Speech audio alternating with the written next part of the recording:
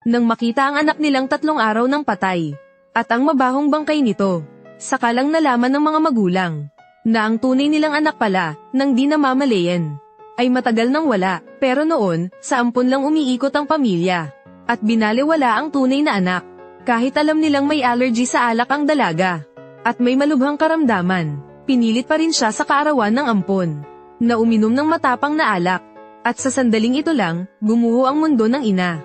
Siya pala ang pumatay sa sariling anak. Nangyari na 5 taon na ang nakalipas. Dahil naiinggit ang ampon sa pagpinta ng dalaga, ninakaw niya ang mga obra nito at inangkin. At magdaraos pa ng isang exhibit. Natuklasan ng lola ang pagnanakaw ng ampon, para ibunyag ang tunay na kulay ng ampon. Naghanda ang lola na sabihin ito sa pamilya. Ngunit ang masamang loob na ampon, para di matuklasan ng magulang ang sikreto, walang awang itinulak ang lola sa hagdan, na agad nitong ikinamatay. Narinig agad ng magulang ang ingay at nagmadaling pumunta. Pero iginiit ng ampon na ang dalaga ang may gawa ng lahat. Di man lang tinignan ng magulang ang CCTV. Naniwala sila sa kwento ng ampon. Agad ipinakulong ang dalaga.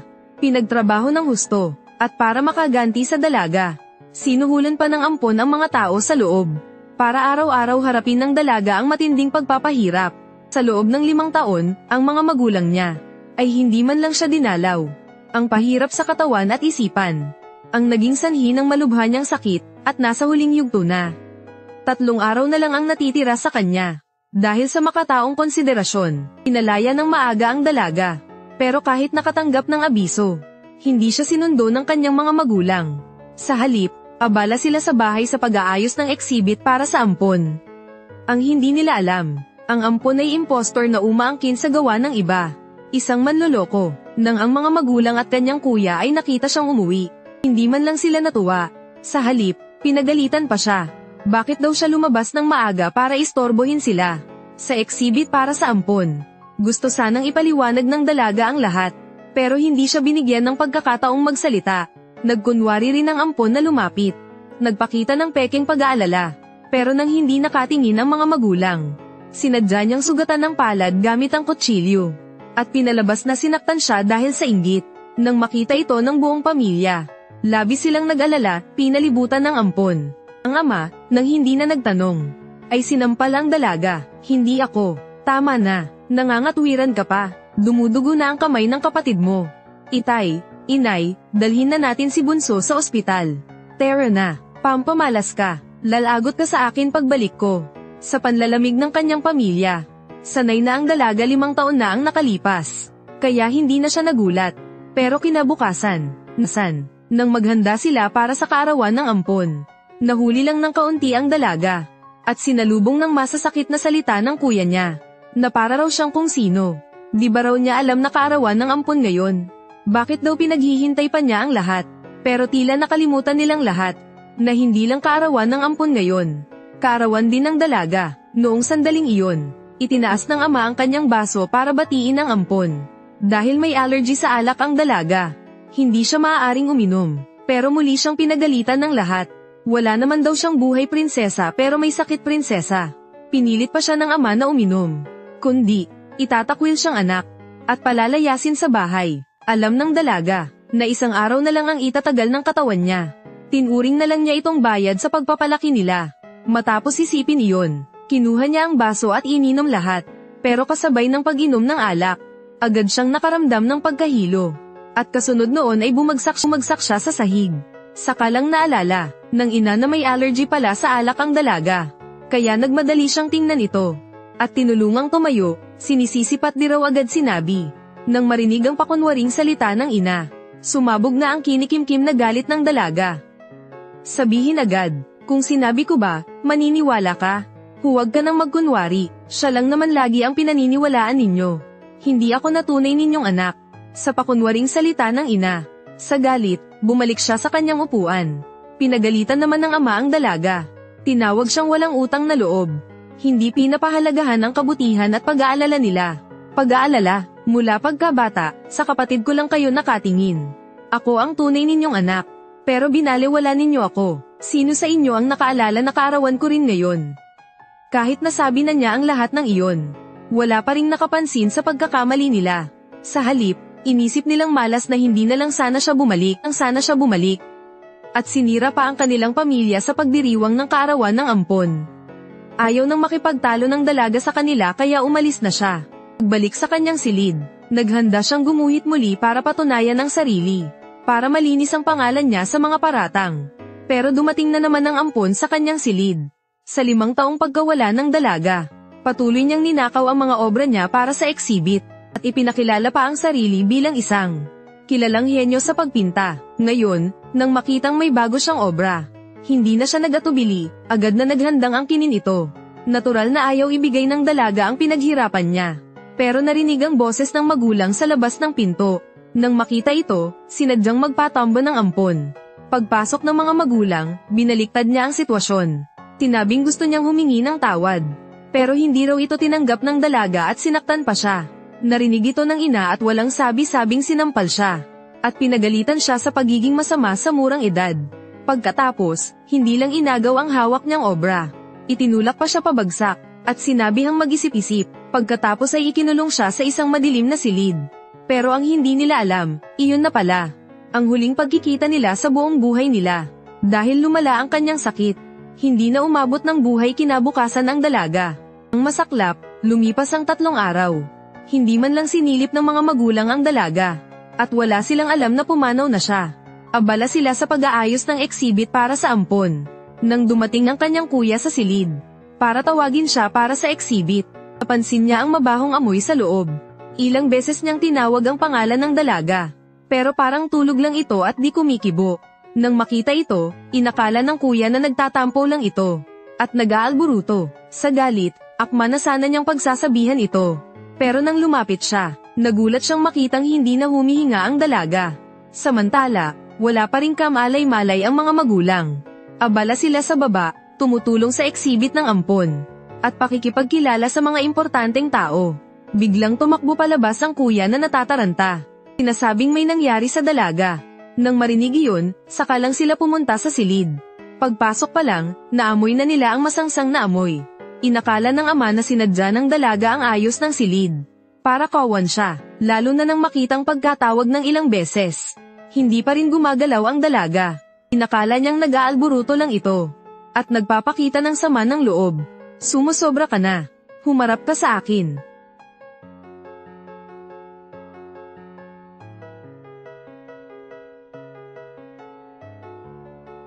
Patay. May patay. May patay. Sobra ka na. Humarap ka sa akin.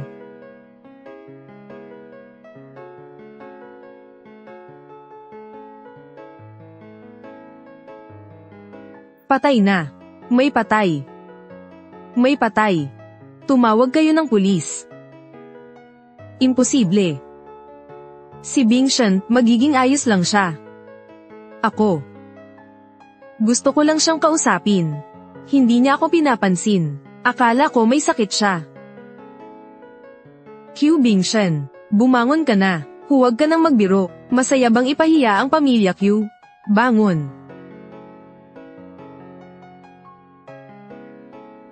Talaga. Talaga, patay na nga. Paanong nangyari to? Bingshan. Anak. Ito. Ano ba talagang nangyayari? Bingshan. Ikaw. Paano mo kami iniwan? Nang ganito?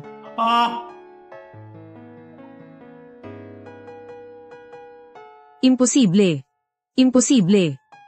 Hindi inaimatay si Bingshan. Maayos lang siya noong nakaraang araw. Itay. Inay. Pasensya na. Hindi ko naalaga ang mabuti si Bingshan. Kahit sabihin mo pa yan ngayon wala nang silbi. Bilisan nyo. Humanap kayo ng mag-aalis sa kanya para sunugin. Kasalanan ko lahat. Hindi ko naalaga ang mabuti si Bingshan. Siya. Nagpakamatay siya. Anong sabi mo? Gusto niyang nakawin ang pinta ko. Hindi ko ibinigay, kaya ikinulong niya ang sarili para magtampo. Alam niyo naman yan. Parang ganoon nga. Gusto niya lang magpagutom hanggang inaytay. Para kawan natin. Huwag kayong magpaloko sa kanya. Xiaolei. Ikaw. Paano mo nasasabi yan? Tito, nagsasabi ako ng totoo. Ikaw. Imposible. Si Bingshen, hindi siya magpapakamatay. Mahilig siyang magpinta. Hindi pa niya natutupad ang pangarap niya. Itong pinta. Siya ang gumawa. Oo. Ang mga ito, lahat ay gawa ni Bingshen. Naku po. Sadyang kinukuha agad ang mga magagaling. Pinalampas ko ang pagkakataon na makilala ang isang henyo. Q Xiaolei, ano pang masasabi mo? Ako, Xiaolei. Sabihin mo. Ano ba talagang nangyayari? Akalain mong pinagkatiwalaan kita ng husto ang mga pinta ng kapatid mo. Sa lahat ng taon. Nagkamali ako ng akala kay Bingshen. Iyon pala. Si Bingshen pala ang tunay na. Kayo, mga handal kayo. Hindi po, hindi ko ginawa, nangangatwiran ka pa. Bakit mo siya sinaktan? Napakabait ni Bingshen, hindi siya nakikipag-away kaninuman. Bakit mo siya pinatay? Xiaolei. Binaygo mo talaga ako. Ako, naisip ko lang na magaling magpinta si ate. Kaya gusto ko lang siyang gayahin. Si inay. Ikaw, inay, ang mismong pumilit sa kanyang uminom. Ako nga. Ako ang pumatay kay Bingshen. Ako mismo ang pumatay sa sarili kong anak.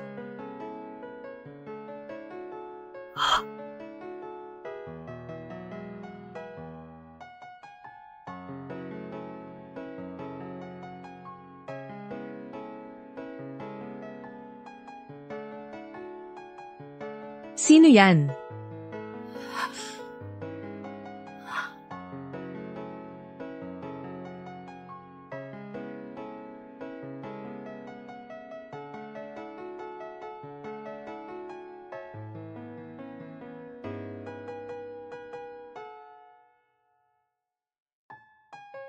Bingshen. Bingshen. Patawarin mo ako. Nagkamali si inay. Nagkamali si inay. Pakiusap. Patawarin mo ako. Patawarin mo ako. Patawarin mo ako. Bingshen. Inay, gising ka na. Uminom ka ng tubig.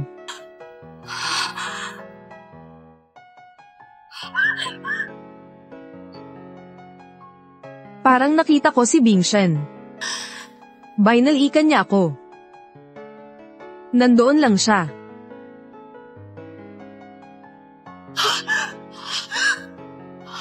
Magising ka nga. Ikaw ang laging nang-aapi kay Bingshen. Binalikan ka ni Bingshen. Hindi ka ba titigil? Ang katawan niya ay sinunog na. Hindi na siya babalik. Itong mga kamay ko ang pumilit kay Bingshen na uminom. Paanong ako, bilang ina niya, ay nakalimutan na si Bingshen ay may allergy sa alak? Hindi. Ikaw mismo. Ikaw ang nag-ayang uminom. Anong ibig mong sabihin? Ikaw ang dahilan kung bakit namatay si Bingshen. Kung hindi dahil sa'yo, hindi sana namatay si Bingshen. Bitaw. Kung paano mo siya tratuhin. Alam na alam mo, ikaw. Itinuring kitang tunay na anak. Pinalaki kita, para sa'yo. Lagi kong pinabayaan si Bingshen. Paano mo nagawa sa akin to? Hindi ko naman sinabing ganyanan mo ako. At hindi mo ako tunay na anak. Ikaw mismo ang nagmagandang loob. Ang pagpatay sa sarili mong anak, anong pakiramdam? Masarap, di ba? Lahat ng nangyari sa kanya ay kasalanan mo. Wala akong kinalaman dyan. Kung mababaliw ka, mag-isa ka na lang. Ang bangkay niya ay nasa kabilang kwarto lang. Kung miss mo na siya, puntahan mo na lang siya. Huwag kang umalis. Hindi mo ako tunay na anak. Wala akong obligasyong alagaan ka. Nagkamali si inay.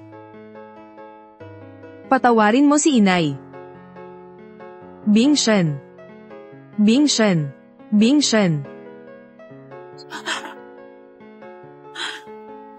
Kayo po ba ang pamilya ni Qiu Bingshen? Ako po ang doktor niya. Hindi niyo ba alam na may malubha na siyang kanser sa atay? Kanser sa atay. Bakit hindi namin narinig yan? Kapabayaan niyo po yan. Hindi niyo ginawa ang inyong tungkulin. Doktor, inaimatay din naman siya, di ba? Oo. Hindi mo kasalanan. Ang galing. Hindi ko pinatay si Bingshen. Hindi ako. Pero, sa malubhang kanser sa atay, ang pag-inom kasama ng allergy, ay magpapabilis ng kanyang pagkamatay. Ako ang pumatay kay Bingshen. Ako ang pumatay sa kanya. Mula sa kanyang katawan, nakakita kami ng maraming sugat. Malinaw na sa kulungan, matagal siyang binubuli. Itong batang to, bakit hindi niya sinabi sa atin? Ang ganda-ganda ng buhay sa bahay. Ayaw kumain at uminom, para lang inisin tayo. Sa tingin ko nasanay na siya sa loob, at hindi nasanay sa labas. Mabuti na lang walang ibang nakakaalam, kundi iisipin pa nilang ang pamilya Q ay inaabuso siya. Oo nga, nasa kanya ang lahat. Siya mismo ang mahina ang isip. Akala siguro niya nasa loob pa rin siya. Buti nga sa kanya namatay. Kayo ba talaga ang pamilya niya? Ang sama ng mga salita niyo. Kasalanan ko lahat. Kasalanan ko. Huli na ang lahat para sa anuman. Kung mayroon man kayong kahit kaunting pagsisisi, dapat hayaan ninyong ang anak nyo ay may libing na para matahimik. Sunugin na natin siya agad.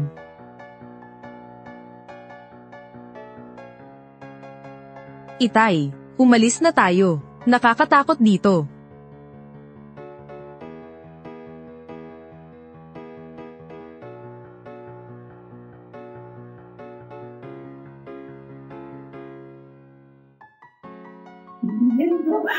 Hindi patay si Bingshen.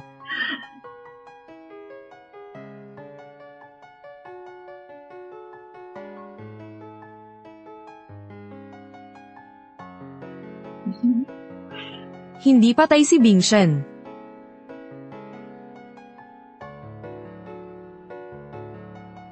Sa umagang-umaga, nababaliw ka ba?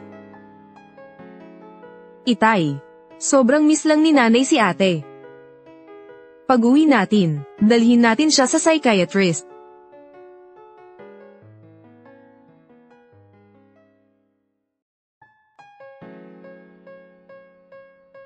Inay, anong ginagawa mo dito? Bumalik si Bingshen. Pero walang iniwan, kundi itong pinta lang.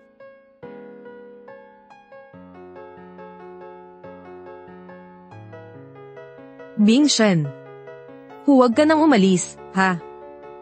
Ibibigay sa'yo lahat ni inay. Hindi bibigyan ni inay si Xiaolei.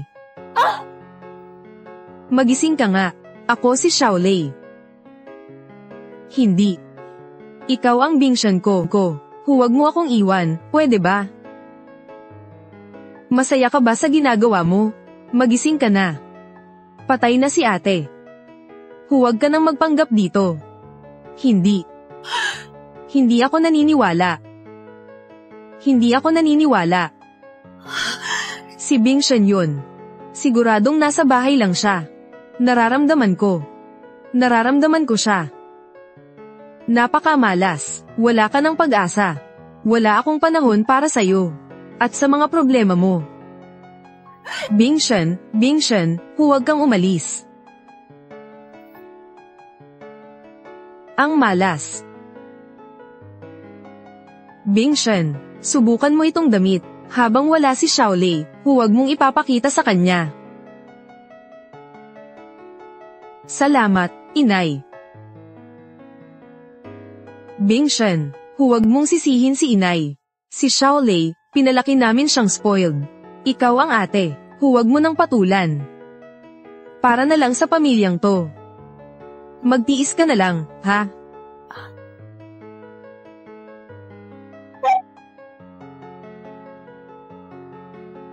Bakit siya ang magsusuot? Ikaw, Inay, sabi mo noon, ako lang ang mamahalin at aalagaan mo. Magpapakamatay na ako. Xiaolei, huwag kang padalos-dalos. Ibaba mo ang kutsilyo. Sige. Sabihin mo na, ako lang ang mahal mo. Ay pangako mo. Sige, ipinapangako ko. Si Xiaolei lang ang mahal ko.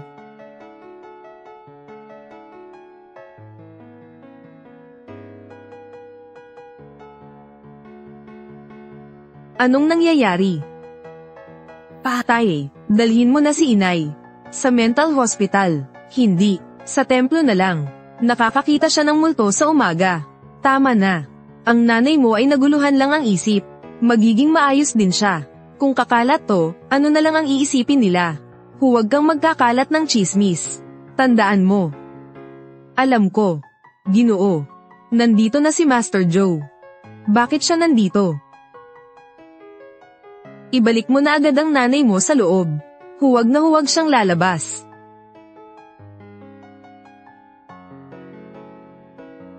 Nako, Xiaolei. Sa Moonlight Art Gallery. Kailangan mong galingan. Bigyan mo ng karangalan ng pamilya Q. Itay, Inay, huwag kayong mag-alala. Ang anak kong babae ang pinakamagaling sa lahat. Q. Xiaolei. Nandito na kayo. Bingshen. Bingshen, bumalik ka. Soinay ka na kay Inay. Nagkakamali po kayo ng tao. Nay, anong ginagawa nyo? Bakit nagpapanggap na naman kayong baliw? Anong nangyari? Pasensya na, Master Joe. Ang asawa ko ay hindi matanggap ang pagkamatay ni Bingshen. Medyo naguluhan lang po. Bakit nandito si Dr. Joe? Ipakikilala ko kayo. Si Joe Ming ay pamangkin ko. Isa rin siya sa mga nagtatag ng Moonlight Art Gallery. Paano kayo magkakilala? Ako ang naging doktor ni Q Bingshen. Bago siya sinunog, nagkita kami. Sila ay labis na nag-aalala sa anak nilang ito. Bingshen, si Inay to. Halika rito. Ang mga mata ng batang ito ay kamukhang kamukha ni Q Bingshen. Ito si Ito ang assistant ko, si Golo. Interesado rin siya sa sining. Kaya dinala ko siya kay Master Joe. May problema ba? Wala. Kaya lang. Ang assistant mo ay kamukhang kamukha ng yumaong panganay kong anak. Medyo naguluhan lang ako sandali. Ginoong Q, nagkakamali po kayo ng tao. Siguro namin, paanong magkakaroon ng lakas ng loob na maging anak ninyo? Anong ibig sabihin ni Dr. Joe doon? Nag-iisip lang ako ng sobra. Patay na si Q Bingshen. At namatay siya sa harap ko. Paanong mabubuhay siyang muli? Nga pala, kamusta ang paghahanda nyo? Para sa pagsusulit, walang problema sa akin. Si Xiaolei. Maayos na ang kalagayan ni Inay. Bakit niya biglang napagkamalan na si Q Bingshen? Baka naman. Xiaolei. Kinakausap ka ni Master Joe. Gulo, di ba? Maganda ka sa unang tingin. Patanjin nga ng itsura mo.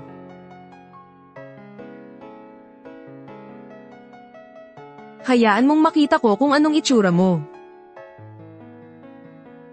Hayaan mong makita ko kung anong itsura mo. Sandali lang. Kakagaling lang ng katulong ko sa pakikisalamuha sa mga pasyente. Nagpapagaling pa siya ngayon at hindi pa pwedeng alisin ang maskara. Xiaolei. Pasensya na, Dr. Joe. Si Xiaolei. Sabik lang sa kanyang ate, kaya naging padalos-dalos siya. Oo, tama. Biglaan kasi ang pagpanaw ng ate ko. Hindi ko man lang nagawang makasama siya. Nang makita kong si Guolo ay kamukhang kamukha ng ate ko. Saglit akong nagkamali ng akala. Talaga ba? Naaalala ko, noong nasa ospital kayo. Hindi naman ganyan ang sinabi ninyo. Atat na atat kayong paalisin siya. Anong ibig mong sabihin yan? Malinaw na malinaw pa rin sa akin. Ang mga sinabi nyo noon sa ospital.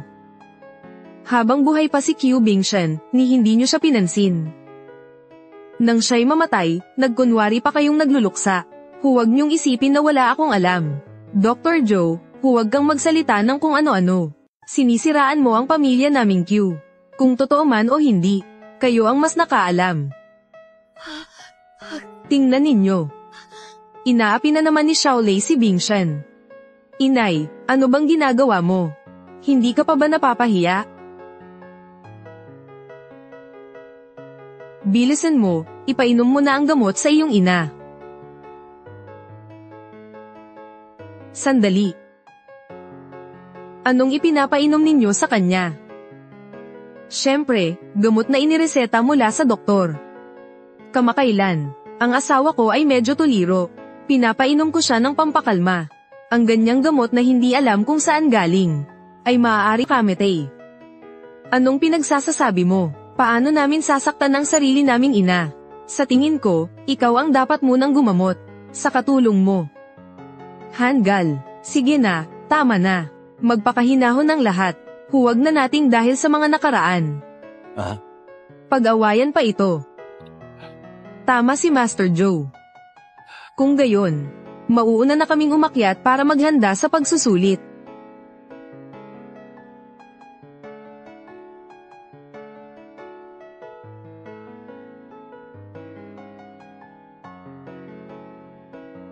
Wow, anong pagkakataon?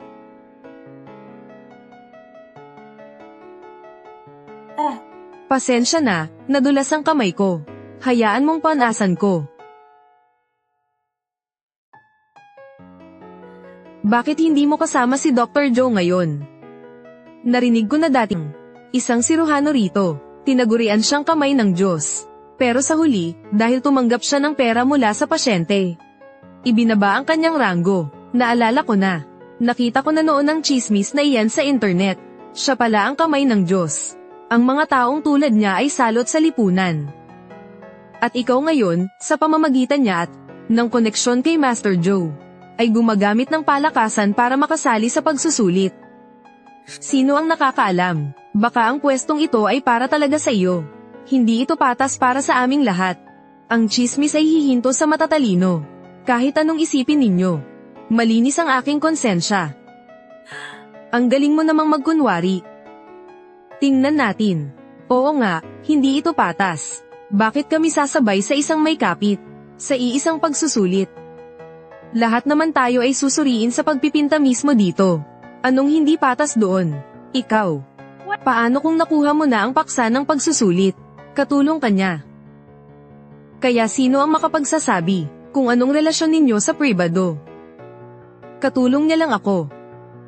Sa panahon ngayon, saan ka makakakita ng pinuno na ganoon kabait sa kanyang katulong? Siguradong may gusto siya sa'yo. Kung hindi pera ang habol, ikaw ang gusto. Sa itsura mo pa lang, halatang hindi ka mayaman. Nakakasuya ka talaga, may relasyon talaga silang dalawa, mga sinungaling kayo. Kung ganoon, tanggalin mo ang maskara mo. Ipakita mo ang tunay mong mukha. Oo, tanggalin mo ang maskara mo. Malinis ang relasyon namin ni Dr. Joe. Hindi ako mahuhulog sa bitag mo. Kung mas malinis tingnan, mas kainahinala. Ang mga babae ngayon, basta't may magandang mukha, gusto laging damali.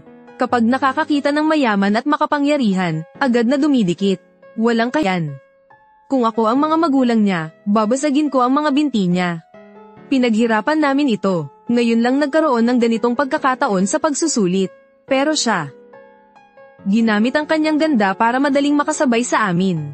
Sa parehong simula, nakarating kami rito dahil sa sarili naming galing. Bakit kami magiging tuntungan para sa isang tulad niya? Ang isang tulad mo, ay hindi man lang karapat-dapat na sumabay sa akin sa pagsusulit. Lumayas ka sa museo. Kami ni Dr. Joe ay may relasyong pangtrabaho lamang. Napasok ko ang pagsusulit na ito dahil sa sarili kong kakayahan. Ang isang tulad mo ay hindi karapat-dapat na makasama namin. Sa pagsusulit na ito, kung alam mo ang makabubuti sa'yo, mas mabuting umalis ka na. Kung hindi, ipapadala ko ang lahat ng iyong mga kabulukan sa email ng ospital. Para ikaw at ang iyong Dr. Joe ay parehong mapahiya. Tigilan nyo. Ang tingin na yan, kamukhang kamukha ni Q Bingshan. Tignan ko nga kung gaano kakaganda. Tanggalin ninyo ang maskara niya. Bitawan niyo ako.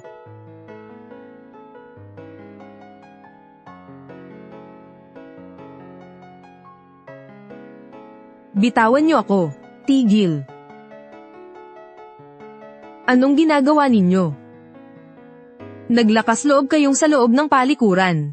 Ay magkampihan para mangapi. Gusto nyo bang mawalan ng karapatang sumali sa pagsusulit? May problema sa pagkatao si Golo. Walang may gusto sa amin na sumabay sa kanya sa pagsusulit. May mga bagay po kayong hindi alam. Itong si Golo, ang relasyon niya kay Dr. Joe, ay hindi pangkaraniwan. Sa harap ng tao, sila'y magkatrabaho. Pero sa likod, sino ang nakakaalam kung anong klaseng relasyon? Walang galang. Ang Moonlight Art Museum ay nakatuon lang sa sining. Huwag ninyong dalhin ang maruruming isipan ninyo rito. Sinasabi ko sa inyo, lahat ng tao rito ay dumaan sa pagpili at pagsisiyasat. Wala kayo sa lugar para magkalat ng chismis dito. At kayo, itigil nyo na ang kalokohang ito. Kung ganoon, ipakin nyo sa amin ang mga dati niyang gawa. Nais naming makita. Kung magaling siyang magpinta, maniniwala na kami. Oo, gusto naming makita ang mga gawa niya. Tama, kung hindi, bakit kami maniniwala sa kanya? Tama na. Ang Moonlight Art Gallery ay isang banal na lugar sa aming mga puso. Kung patuloy ninyo siyang pagtatanggol, walang maniniwala sa inyo. Tama, hindi kami papayag na sinuman ang dumungis sa Moonlight Art Gallery. Bakit kayo nagmamadali? Mamaya sa pagsusulit, syempre, makikita ninyo ang kanyang gawa. Kung ganun, dapat din naming malaman kung sino siya. Paano kung nagpapanggap lang siya para makapasok? Hindi kami sasabay sa taong itinatago ang mukha niya. Sige, huwag mong tanggalin. Kung ganoon, lumabas ka na lang. Huwag kang umukupa ng pwesto. Lumayas ka sa art gallery. Sige. Hahayaan ko kayong makita.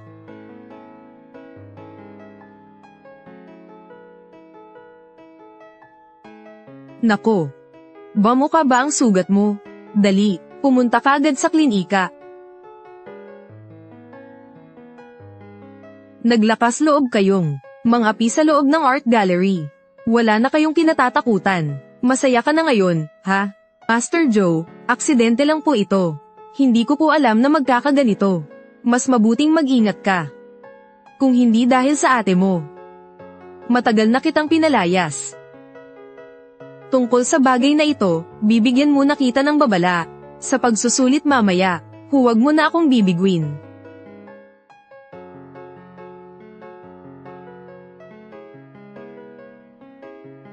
Guolo. Maghintay ka lang.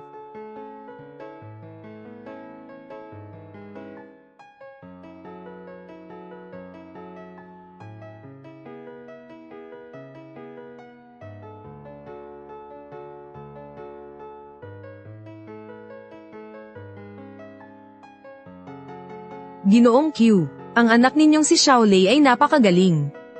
Ang Moonlight Art Gallery na ito, hindi basta-basta nakakapasok. Ang pangalawang binibini, matagal ko nang nararamdaman na siya ay may pambihirang talento. Hindi tulad ni Q Bingshan, na puro pananakit o pagpapakamatay lang ang alam. Walang silbi. Bingshan. Nandito na ba si Bingshan? Ito'y. Medyo naapektuhan ang kanyang isipan. Pagpasensyahan nyo na. Isa lang siyang cutie. Ang ibig kong sabihin, patay na nga. Pero nagdulot pa sa kanyang ina ng ganitong kalagayan. Mga kalahok na sina Qiu Shaolei at Guo Lu, pumasok na.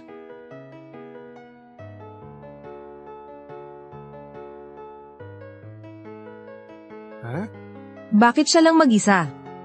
Siguro'y hindi na siya nang ahas pang pumunta. Ang kabahan ay normal lang. Sino mang makakalaban ng anak ko ay kakabahan. Sino ba naman kasi ang hindi? Haangga sa galing ng anak ko.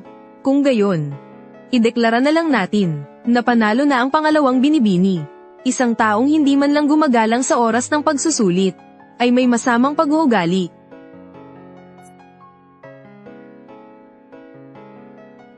Sundin natin ang tamang proseso. Ganito kasi iyon, dahil ang nakaraang pagsusulit ay mas mabilis natapos. Kaya para sa kasalukuyang pagsusulit, mayroon pang 10 minuto. Sinasadya mo bang patagilan ang oras? Ginawa namin ito ayon sa takdang oras. May problema ba? Huminahon po ang lahat. Maghihintay lang tayo ng 10 minuto. Wala lang iyon. Siguro'y may bigla ang lakad si Guo Lu kaya naantala. Gayunpaman, ang pangalawang binibini ay napakamaunawain. Guo Lu, saan ka ba talaga nagpunta?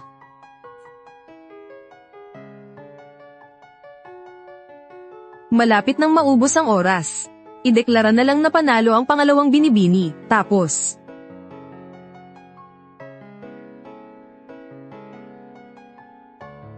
ipinapahayag ko na ang nagwagi sa pagsusulit na ito ay sandali.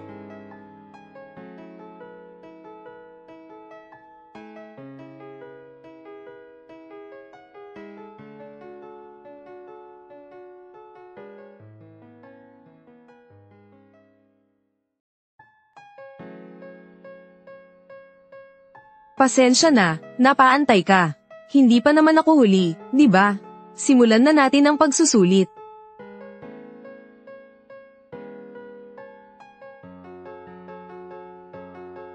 Ang aking pagmamasid sa mga bagay na ito ay sapat na. Sa pagsusulit na ito, siguradong mananalo ako. Tingnan natin kung paano ka lalaban sa akin. Upang matiyak ang pagiging patas ng pagsusulit, aking papalitan ang paksa.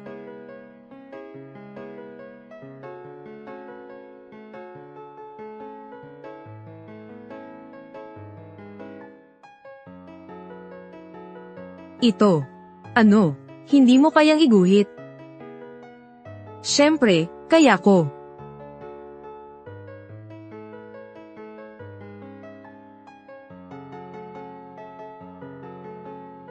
Sa kalagayan ng pangalawang binibini, tiyak na puno siyang kumpiyansa. Siyempre naman, ang pangalawang binibini ay isang kilalang henyo sa mundo ng sining.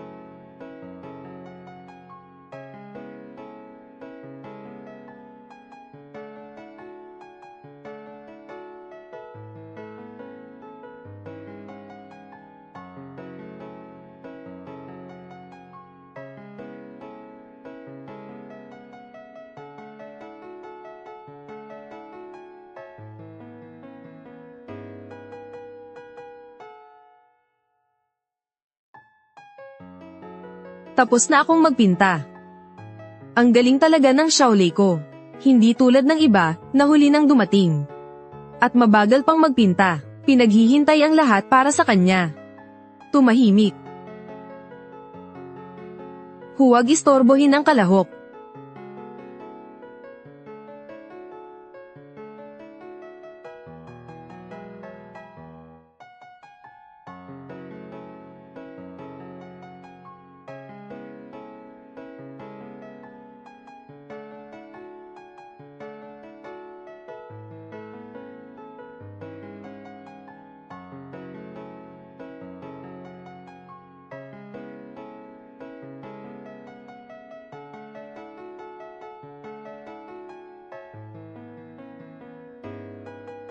Hindi ba ito ang madalas iguhit ni Qiu Bingxia noon?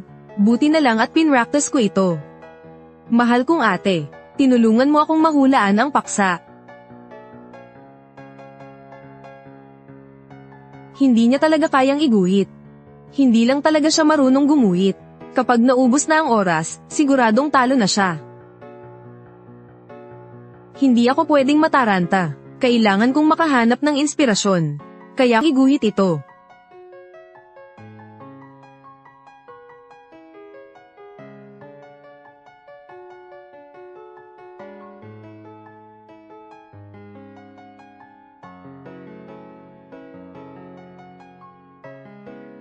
Magkaiba ang estilo nila. Sa tingin ko, maglalaban silang dalawa, para malaman kung sino ang mas magaling. Sa tingin ko, basta-basta lang siyang gumuhit. Hindi naman agad dumarating ang inspirasyon. Sa pagkakataong ito, siguradong mananalo ako, ang aming Xiaolei. 赢。